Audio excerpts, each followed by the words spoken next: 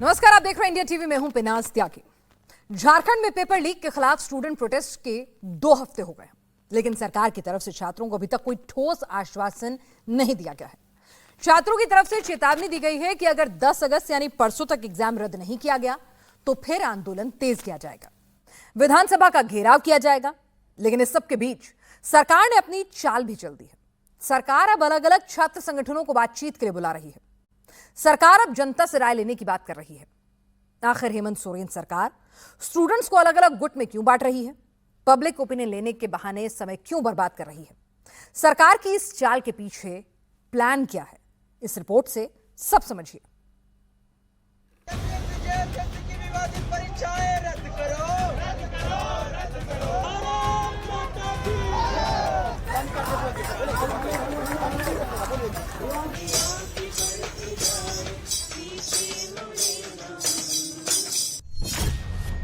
छात्रों के गुस्से से उबल रहा है झारखंड। छात्र आंदोलन को कौन कर रहा है खंड खंड? क्या लंबे प्रोटेस्ट से स्टूडेंट खो सकते हैं अपना कूल? क्या सरकार की पॉलिसी है डिवाइड एंड रूल?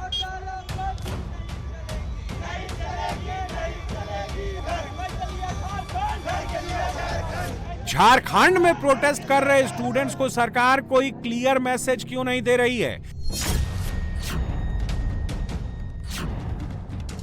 इसकी वजह अब धीरे धीरे सामने आने लगी है। रांची में आंदोलन कर रहे छात्रों की मांग सीधी है, लेकिन सरकार भले ही पर्दे के आगे छात्रों के साथ बातचीत का दिखावा कर रही है, लेकिन पर्दे के पीछे सरकार बहुत लंबा गेम खेल रही है।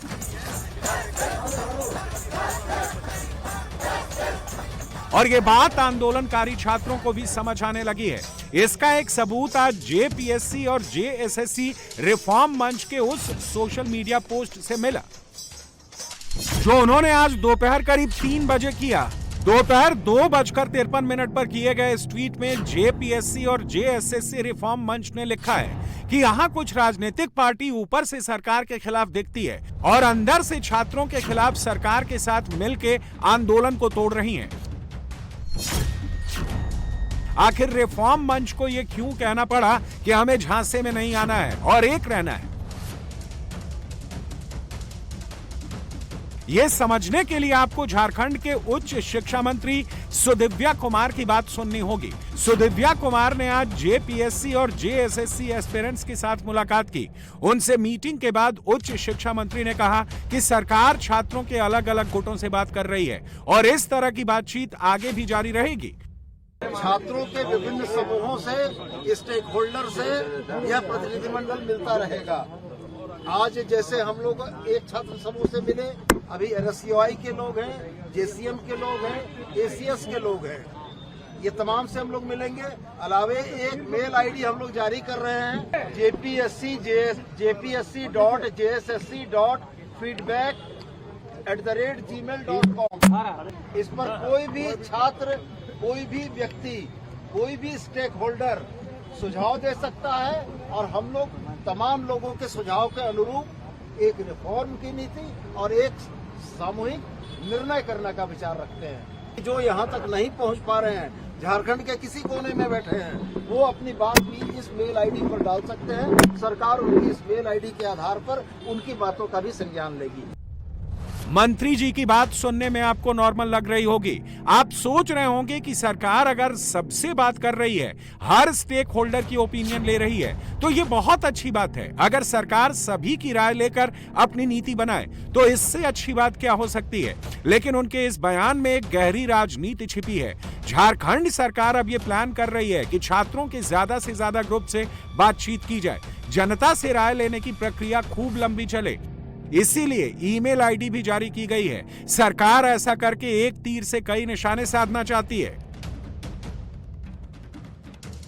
अब सरकार ने जो डिवाइड एंड रूल पॉलिसी करने की कोशिश की है, वो सवाल इसलिए खड़ा हो रहा है क्योंकि इस मंच से 8 पहले 11 जो डेलीगेशन थे उनके नाम तय हुए। 10 छात्रों को बुलाया सरकार ने मीटिंग करी और मीटिंग करके जो यहाँ के प्रवक्ता हैं उन्होंने भी कहा कि सकारात्मक बातचीत हुई है, लेकिन इन्हीं लोगों से सबूत मांगे गए हैं कि आप हमें सबूत दो, हम उसको वेरीफाई करेंगे। और उसके बाद आज सुबह जो दूसरा देवेंद्र नाथ महतो की तरफ से 8 लोगों का डेलीगेशन सरकार से मिलने गया, उन्होंने सरकार से बातचीत की और एक ईमेल आईडी जारी की गई जिसमें कहा कि आप जो भी सुझाव, जो भी कमियां बताना चाहते हैं वो इस ईमेल आईडी पर बता दीजिए। इसी तरीके से जहां पर देवेंद्र नाथ महतो का ये टेंट लगा हुआ है उसके आगे आयसा के लोग वहां पर पहुंच गए, तो सवाल ये खड़ा होने लगा कि अलग अलग छात्र संगठन अब इसमें क्यों पहुंच रहे हैं, क्या कोई डिवाइड एंड रूल की पॉलिसी है। अब सवाल है कि हेमंत सोरेन सरकार आंदोलनकारी छात्रों के साथ ये खेल क्यों खेल रही है। छात्रों को अलग अलग गुट में बांटकर आंदोलन को लंबा खींचकर सरकार को क्या फायदा होगा, तो इसका जवाब ये है, झारखंड सरकार नहीं चाहती कि इस छात्र आंदोलन से कोई एक नेता या पार्टी निकले, किसी एक नेता या पार्टी को इस आंदोलन का क्रेडिट मिले। दिल्ली के जंतर मंतर पर हुए आंदोलन में अभिजीत दीपकेश, सौरभ दास और आशुतोष रांका जैसे स्टूडेंट लीडर उभरे, कॉकरोच जनता पार्टी सामने आई, लेकिन हेमंत सोरेन सरकार किसी एक नेता या संगठन को पूरे आंदोलन का इकलौता स्टेक होल्डर बनाकर उन्हें आगे नहीं आने देना चाहती।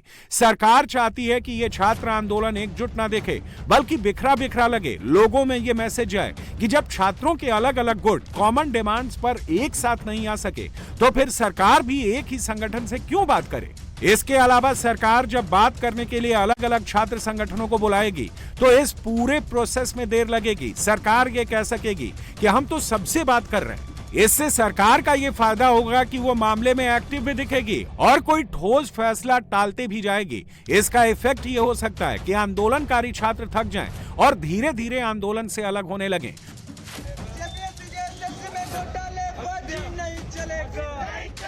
कुल मिलाकर मुद्दा यह है, झारखंड सरकार आंदोलनकारी छात्रों को बांट रही है और उसे इसमें कामयाबी भी मिल रही है। रांची के जिस मैदान यानी जयपाल सिंह स्टेडियम में यह आंदोलन हो रहा है वहां अलग अलग छात्र संगठनों की दुकानें सज चुकी हैं।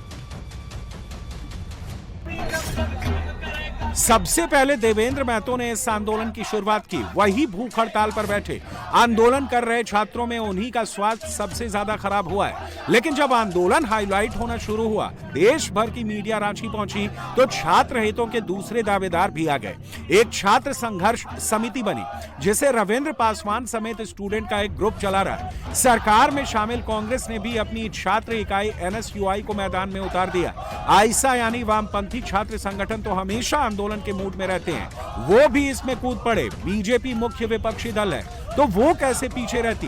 बीजेपी ने अभी अखिल भारतीय विद्यार्थी परिषद से आंदोलन में अपनी अलग दुकान खोलने को कह दिया। सरकार को भी लग रहा है कि इतने गुट बनने की वजह से कहीं इस मैदान में ही घमासान ना हो जाए, इसलिए आंदोलनकारियों पर नजर रखने के लिए वहां CCTV लगा दिए गए हैं। छात्र भी सियासी दलों की इस राजनीति को समझ रहे हैं। वो कह रहे हैं कि भले ही अलग अलग स्टूडेंट ऑर्गेनाइजेशन आंदोलन कर रहे हैं लेकिन सबकी मांगे कमोवेश एक जैसी हैं, इसलिए वो बटेंगे नहीं, डटे रहे। हम लोग को बांटने की कोशिश नहीं की जानी चाहिए। यहाँ पे हम सभी छात्रों के भी फूट डालो और राजनीति करो, ऐसा नहीं चलने देंगे। हम सभी छात्र एकजुट हैं, एकजुट रहेंगे, तो हम कभी बांटने की कोशिश कभी नहीं करेंगे। हम स्टूडेंट चाहते हैं कि सब अपनी नैतिक समर्थन दे सकते हैं, सब आए, सबका वेलकम है। सब स्टूडेंट अगर सब जब तक एकजुट नहीं होंगे तब तक हम सरकार के साथ जो अपनी मांग रख रहे हैं, सरकार हमें मांगा हमें उस मांगों को सब नहीं करेगा, नजरअंदाज करेगा। अगर बांटने की कोशिश होगी तो छात्र क्या बटेगा? बिल्कुल नहीं सर, क्योंकि सबकी सिद्धांत एक ही है और एक ही गोल है हमारा कि हमें हमारा हक दीजिए और कुछ नहीं चाहिए। ऐसा हो सकता संभवतः, लेकिन अगर सरकार हमारा समय बर्बाद करना चाह रही है तो ऐसे भी हम लोग का समय बहुत बर्बाद हो चुका है। हम लोग सालों भर से तैयारी कर रहे हैं, 5 साल 6 साल 7 साल से। अब हम लोग पढ़ाई से लोग थक गए हैं, मोटिवेशन खत्म हो गया है। आप जितना विलंब कीजिए आपके लिए ही ये मतलब उससे भी बड़ा आंदोलन होने जाएगा। झारखंड में जेनजी की बात हो रही है तो प्रयागराज में राहुल गांधी जेनजी से बात कर रहे हैं। आज मेरठ में योगी ने भी जेनजी से बात की, लेकिन यह बात एकदम अलग थी। जिस जेनजी के लिए राहुल यूपी आए हैं, जिन जेनजी के लिए अखिलेश जोर लगा रहे हैं, वो जेनजी आखिर है किसके साथ? आज इसका प्रमाण खुद जेनजी ने दे दिया। यूपी का जेनजी इस वक्त तन पर भगवा और कंधे पर कांवड़ लेकर चल रहा है। 27 में यूपी के सिंहासन पर कौन बैठेगा, इसका फैसला जेनजी को ही करना है। यूपी के हिंदू जेनजी के मन में क्या चल रहा है, इस रिपोर्ट से समझिएगा।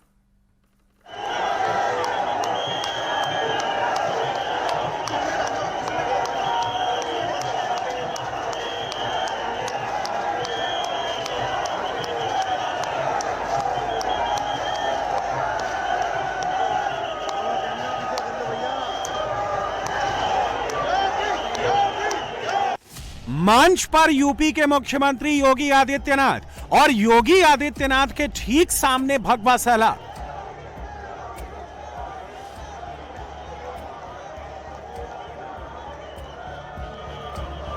यूपी के कांवड़ रूट पर जेन जी अपना दम दिखा रहा है और यूपी के मुख्यमंत्री योगी आदित्यनाथ भगवा जेन जी पर फूल बरसा रहे हैं और कांवड़िए बोल बम के साथ साथ योगी के नाम का नारा लगा रहे हैं।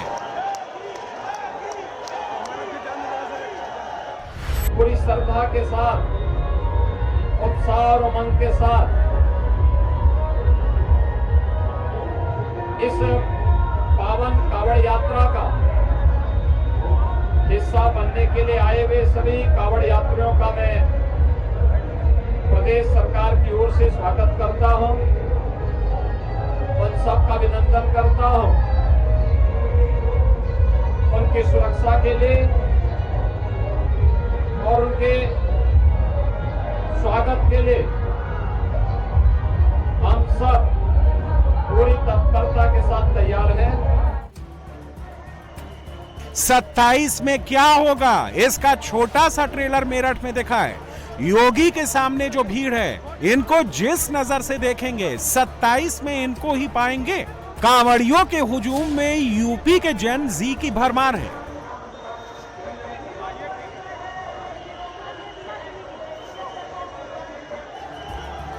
कोई 16 साल का है, कोई 18 साल का है, कोई 20 साल का है, कोई 22 साल का है, कोई 24 साल का है।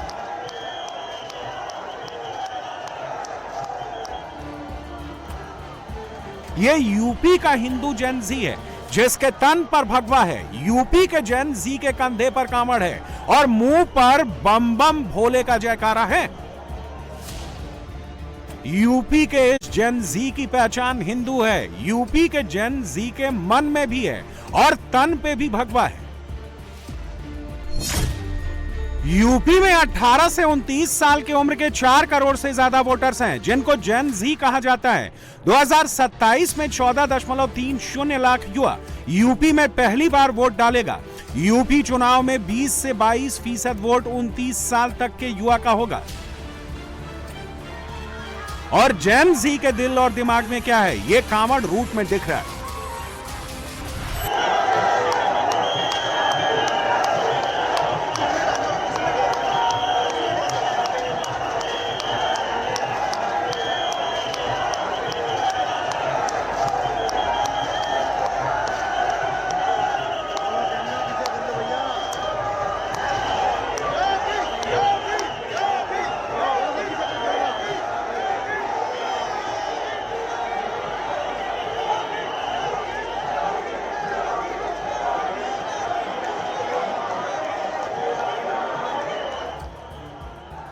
यूपी में जेन जी 18 साल से कांवड़ उठाने लगता है।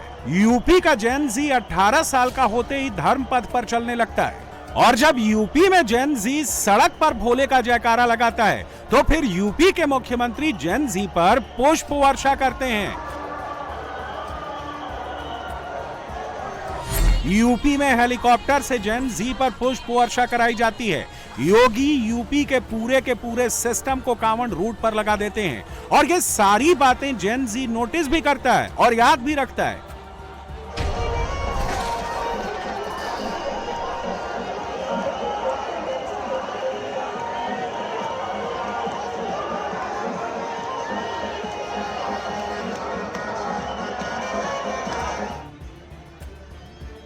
यूपी में शिव भक्त कांवड़ियों पर योगी ने फूल भी बरसाया और हेलीकॉप्टर से यूपी के पूरे कांवड़ रूट का चक्कर भी लगाया। कांवड़ को लेकर यूपी में कैसे इंतजाम है, कांवड़ रूट पर कहीं कोई दिक्कत तो नहीं है, योगी ने सबका जायजा लिया है। योगी की इन तस्वीरों को अखिलेश यादव बहुत ध्यान से देख रहे हैं, लेकिन इस बार अखिलेश यादव बदले से नजर आ रहे हैं। अखिलेश कांवड़ को लेकर कुछ बोल नहीं रहे हैं, लेकिन योगी आदित्यनाथ कांवड़ को लेकर खुलकर बोल रहे हैं। देवादिदेव महादेव के प्रति अपनी भक्ति का पैदल ही सैकड़ों किलोमीटर की यात्रा कर रहे ये सभी शिव भक्त भक्ति के साथ साथ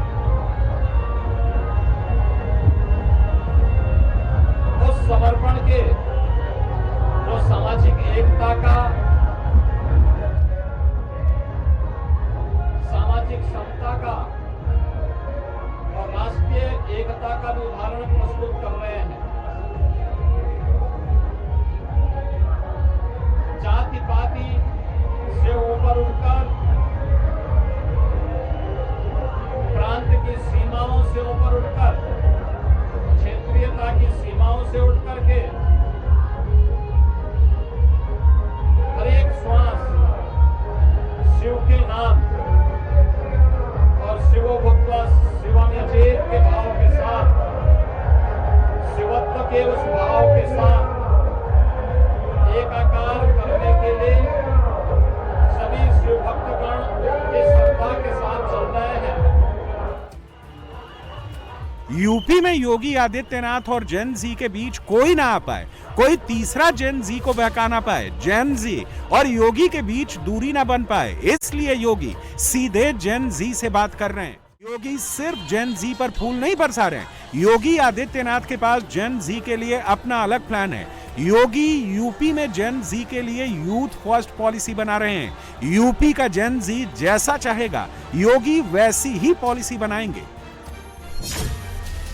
यह पॉलिसी 16 से 35 साल के युवाओं की जरूरतों, आकांक्षाओं और जेन जी की सोच को ध्यान में रखते हुए तैयार की जा रही है।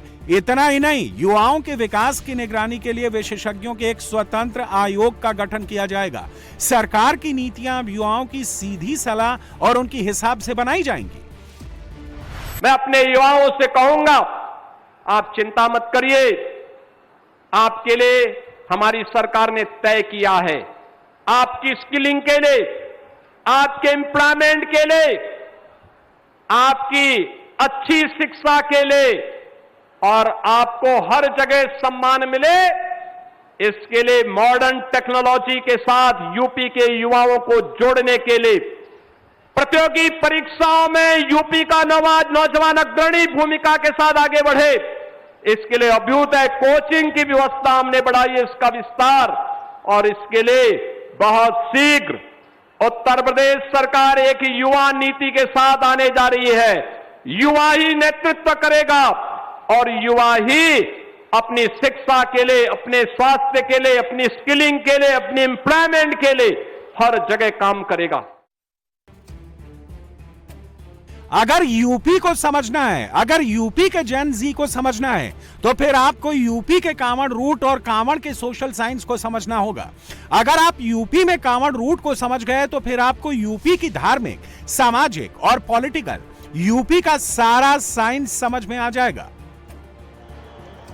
कुंभ के बाद यूपी में कांवड़ ऐसी यात्रा है जहां हर हिंदू एक कांवड़ से जुड़ता है। इसमें ना ऊंच नीच, जात पात कुछ नहीं होता है।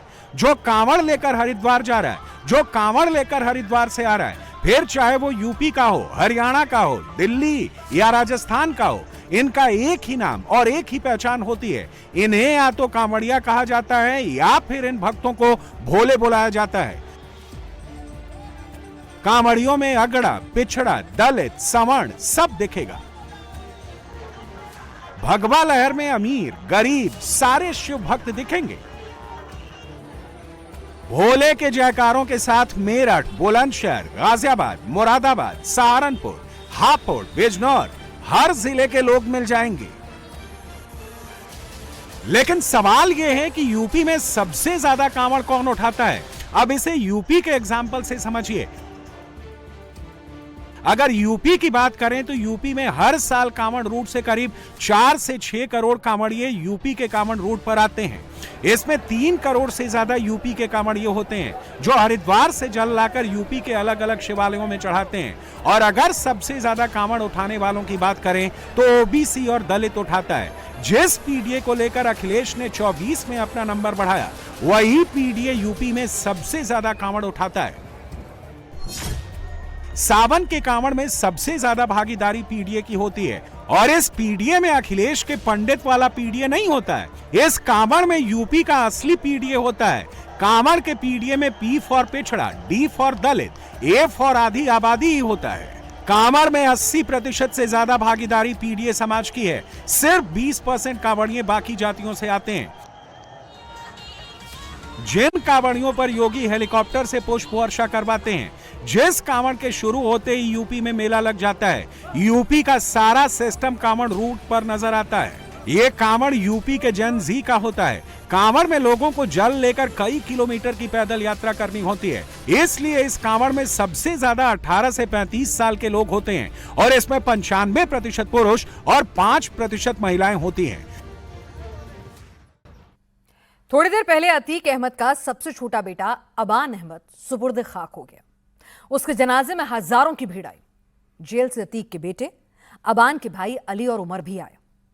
तीनों भाइयों ने अबान को कंधा दिया, लेकिन मां शाइस्ता नहीं आई। शाइस्ता ना तो अतीक के जनाजे में आई थी, ना ही उसने असद को आखिरी बार देखा था। आज भी शाइस्ता अपने सबसे छोटे बेटे अबान के जनाजे में नहीं आई।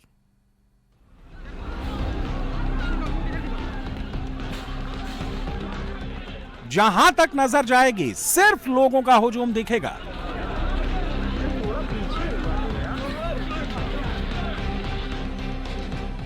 कसारी मसारी कब्रिस्तान के भीतर जितनी भीड़ है, उससे ज्यादा भीड़ कब्रिस्तान के बाहर है।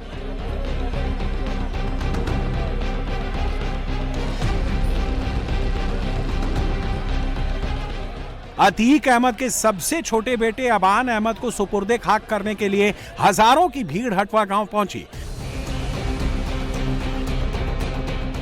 भीड़ को देखते हुए सुरक्षा के भी जबरदस्त इंतजाम किए गए। जितनी भीड़ थी उतनी ही पुलिस भी मौजूद थी।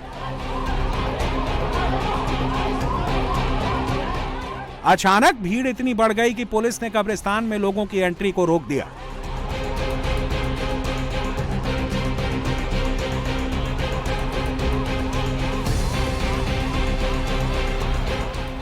लेकिन जैसे ही उमर अहमद को लेकर लखनऊ पुलिस पहुंची, उसे देखने के लिए भीड़ बेकाबू हो गई और उन्होंने कब्रिस्तान के बाहर लगी बैरिकेडिंग हटा दी।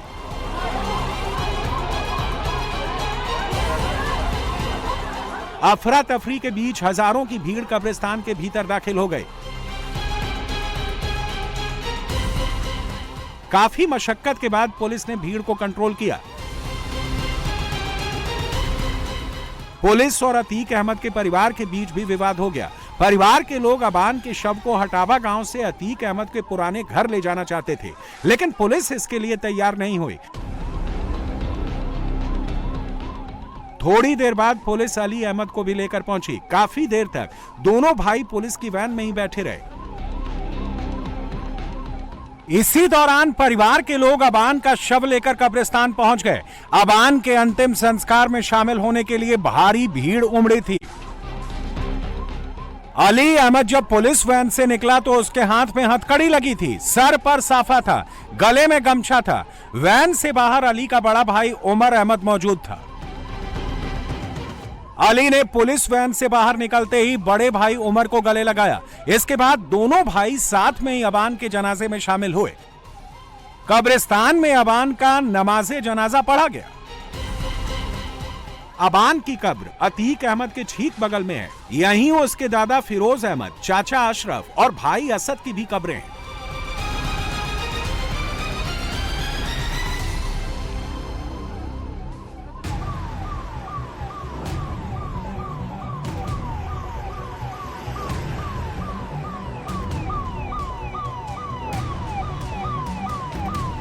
चार साल बाद उमर और अली पहली बार जेल से बाहर निकले, लेकिन सबकी नजर 3.5 साल से फरार शाइस्ता पर थी।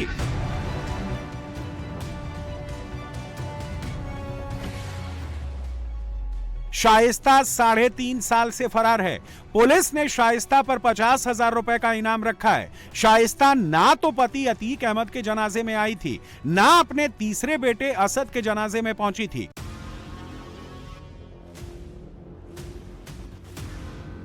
क्या शाइस्ता अबान को आखिरी बार देखने आएगी?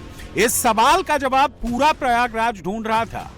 अबान को आखिरी विदाई देने सैकड़ों महिलाएं आई, लेकिन शाइस्ता कहीं नजर नहीं आई। पुलिस भी पूरी तरह तैयार थी। अबान के जनाजे में शामिल होने वाली हर महिला के ऊपर नजर रखी जा रही थी। लोकल इंटेलिजेंस को भी एक्टिव कर दिया गया था।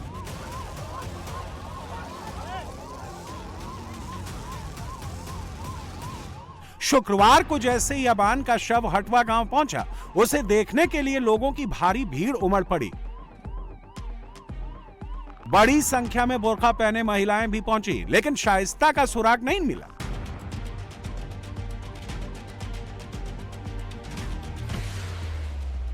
शाइस्ता की तलाश में UP police, STF, ATS, local intelligence और दूसरी एजेंसियों ने पिछले 3 सालों में बड़ा अभियान चलाया। यूपी के 13 जिलों में लगातार छापेमारी हुई। तलाश का दायरा बढ़ाकर बिहार, मध्य प्रदेश, महाराष्ट्र, गुजरात, छत्तीसगढ़, ओडिशा, तेलंगाना और दिल्ली समेत 9 राज्यों तक ले जाया गया। 500 से अधिक जगहों पर दबिश दी गई। एयरपोर्ट पर लुकआउट नोटिस जारी हुआ। शाइस्ता की तस्वीरें अलग अलग राज्यों की पुलिस और एयरपोर्ट अथॉरिटी को भेजी गईं। इसके बावजूद आज तक पुलिस के हाथ शाइस्ता नहीं लगी। अतीक के तीसरे नंबर के बेटे असद के जनाजे में ना तो अतीक शामिल हुआ था, ना शाइस्ता आई थी, ना ही उमर अली अहमद को आने की इजाजत मिली थी। जब अतीक अहमद और अशरफ की हत्या हुई तो भी जनाजे में शाइस्ता, उमर और अली अहमद नहीं शामिल हुए। अतीक को अपने करीबी रिश्तेदारों और दोनों छोटे बेटों एज़म और अबान की मौजूदगी में सुपुर्दे खाक किया गया। अब अतीक के सबसे छोटे बेटे अबान की मौत के बाद भी पूरा कुनबा इकट्ठा नहीं हो पाया।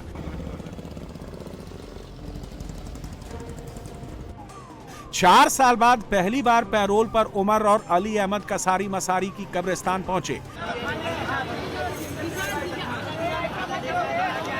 एज़म भी आया, लेकिन मां शाइस्ता अपने छोटे बेटे के भी जनाजे से दूर ही रही।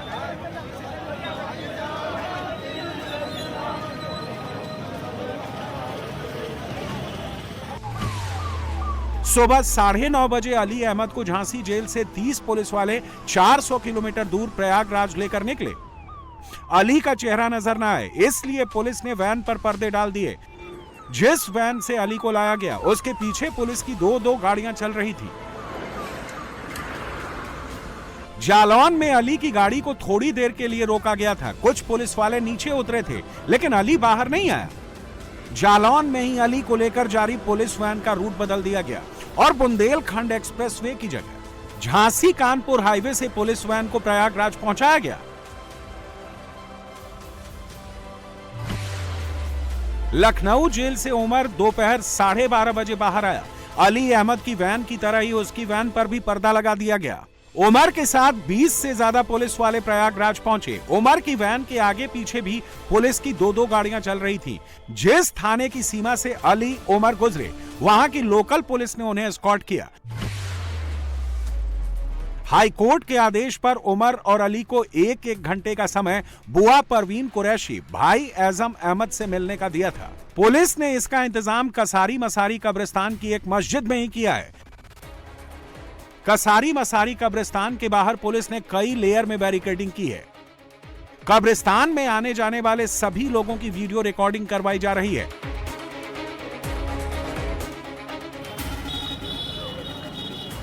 अबान के जनाजे के वक्त किसी तरह से लॉ एंड ऑर्डर की सिचुएशन खराब ना हो, इसलिए यहां पर 100 से ज्यादा पुलिसकर्मी भी तैनात किए गए हैं।